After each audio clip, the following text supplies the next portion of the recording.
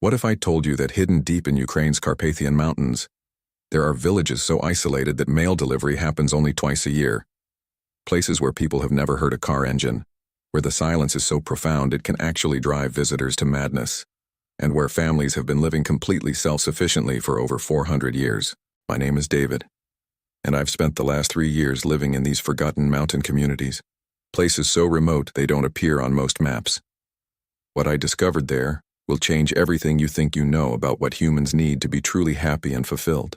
But before I tell you about the 92-year-old woman who can predict earthquakes by listening to the mountain's heartbeat, and about the ancient forest ritual that can supposedly grant you the ability to communicate with wildlife, let me show you what it's like to live in a place where your nearest neighbor is a 2-day hike away, and where the only sounds you hear are your own breathing and the whisper of wind through 1,000-year-old trees. Imagine waking up to absolute silence, not the kind of quiet you get in the suburbs at 3 a.m., but true silence, so complete that you can hear your own heartbeat, so profound that city visitors often experience panic attacks because their brains can't process the absence of sound.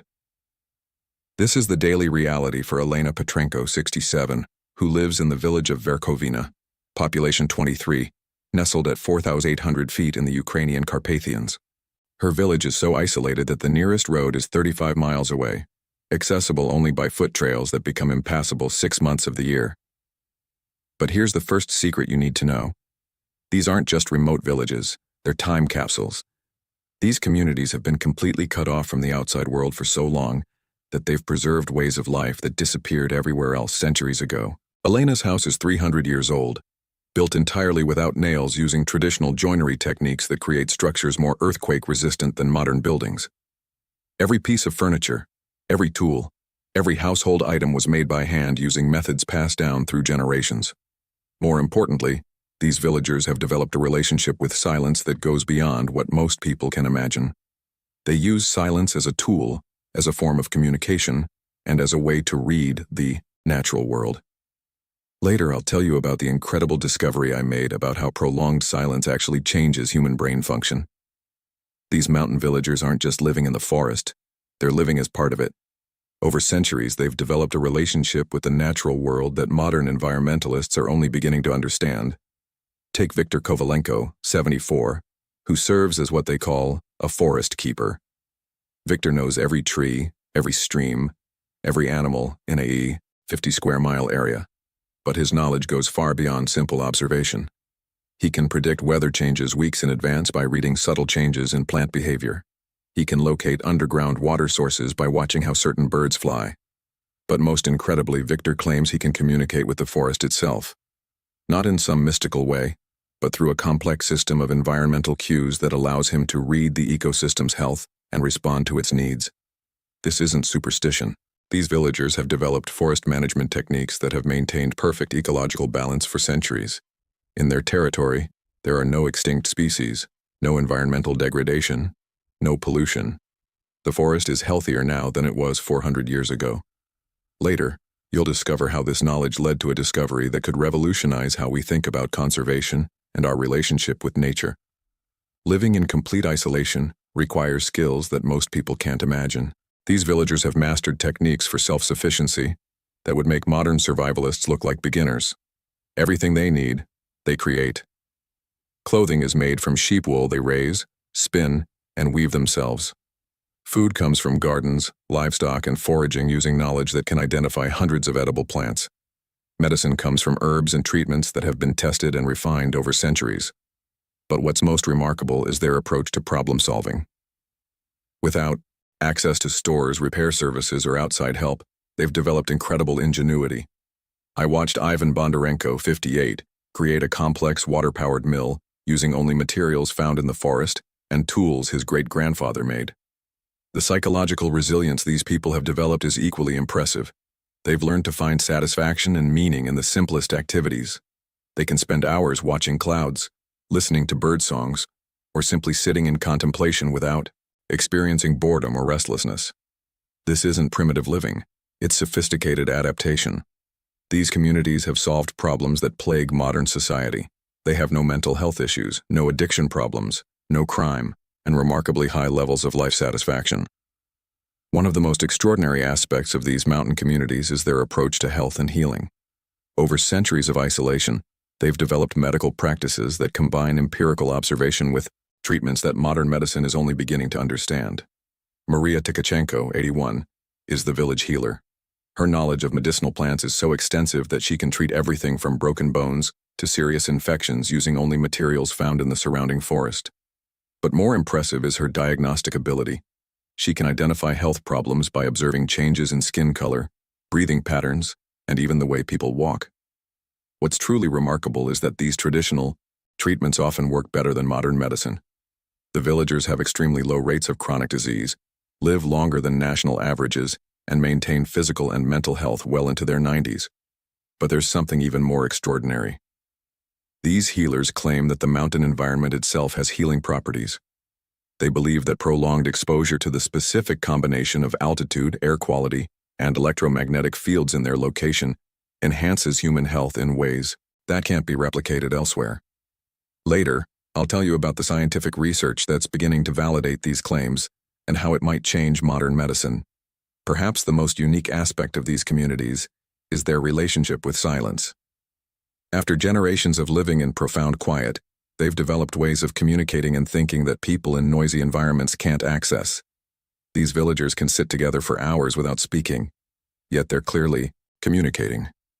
They've developed a form of nonverbal communication so subtle that outsiders can't detect it. They read micro-expressions, body language, and energy in ways that seem almost telepathic. But the silence has also changed how they think. Without the constant noise pollution of modern life, their minds work differently. They can focus intensely for hours, solve complex problems through contemplation, and access levels of creativity that require deep quiet to develop. Dr. Svetlana Kozlova, a neurologist who studied these communities, told me, "Their brain scans show activity patterns we've never seen before. The regions associated with focus, creativity, and emotional regulation are significantly more developed than in urban populations. This isn't just about peace and quiet. These villagers have discovered that silence is a tool for accessing human potential that noise-polluted environments make impossible to reach. The natural beauty surrounding these villages is beyond anything you can imagine. We're talking about landscapes that look like they were painted by divine hands, mountains that change color with the light, forests that seem to glow from within, meadows filled with flowers that exist nowhere else on earth. But for these villagers, beauty isn't just something to look at. It's something they live within and are part of. They've developed an aesthetic sensibility that influences everything they do, from how they arrange their gardens to how they craft their tools. Their homes are works of art, decorated with carvings and paintings that reflect the natural world around them. But more than decoration, these artistic expressions serve as maps, calendars, and records of natural phenomena. Every design has meaning, every color has significance. This integration of beauty into daily life has profound psychological effects. These villagers report levels of contentment and joy that modern psychology struggles to explain. They find deep satisfaction in simple visual experiences that most people would overlook. These isolated communities have become repositories of human wisdom that exists nowhere else. Cut off from external influences, they've developed philosophical and spiritual insights that offer profound perspectives on life, death, and human purpose. Their approach to time is completely different from modern society. They don't measure days by hours or weeks by schedules. Instead, they live according to natural rhythms, the seasons, the weather, the behavior of animals. This creates a sense of harmony with the natural world that eliminates the stress and anxiety that plague modern life. Their understanding of human relationships is equally profound. Without the distractions of modern entertainment or the pressures of urban life, they've developed ways of connecting with each other that create incredibly strong community bonds. Conflict is rare, cooperation is natural, and everyone has a clear sense of their role and purpose. Most importantly, they've developed a relationship with death that eliminates fear and creates deep appreciation for life. They see death as a natural transition, not an ending, and this perspective allows them to live with courage and acceptance that most people never achieve. But now comes the tragic part of this story. These ancient communities are facing their greatest threat in 400 years, and it's not what you might expect. The threat isn't war or natural disaster, it's discovery. As GPS technology and satellite mapping improve, These hidden villages are being found by the outside world, and contact with modern civilization is destroying everything they've built. Young people who encounter modern technology become dissatisfied with traditional life. Government officials who discover these communities try to force them to comply with modern regulations. Researchers and tourists who visit disrupt the delicate balance these communities have maintained for centuries. Petro Melnikov, 82, told me, "For 400 years we lived in perfect harmony. Now, in just 10 years since the first outsiders found us, we're losing everything that made us who we are." The irony is heartbreaking. These communities have solved problems that modern society desperately needs to solve: environmental destruction, mental health crises, social isolation, and spiritual emptiness. But our attempts to study and learn from them are destroying the very things that make them valuable. Now I need to tell you about the 3 discoveries that completely changed my understanding of these mountain communities. First, the healing properties of the mountain environment. Scientific analysis revealed that the specific combination of altitude, mineral content in the water, and electromagnetic fields in this region creates conditions that enhance human immune function and slow aging. The villagers' longevity and health aren't just due to lifestyle. The environment itself has healing properties. Second, the forest communication system. Using sensitive electronic equipment, researchers discovered that the plants in these forests actually do communicate through chemical signals and electromagnetic fields. The villagers' ability to read the forest isn't mystical. They've learned to interpret actual communication networks that exist in nature. Third, the silence effect. Brain scans of long-term villagers show that prolonged exposure to deep silence actually rewires neural pathways, enhancing creativity, emotional regulation, and problem-solving abilities. The silence isn't just peaceful, it's physically changing their brains in beneficial ways. After 3 years in these mountain villages, I've realized that these communities represent something precious beyond measure. They've preserved not just a way of life, but a way of being human that our modern world has almost completely lost.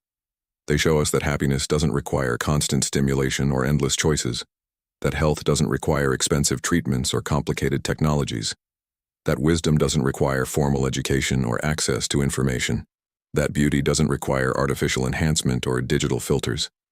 Most importantly, they demonstrate that humans can live in complete harmony with nature while maintaining rich, meaningful lives.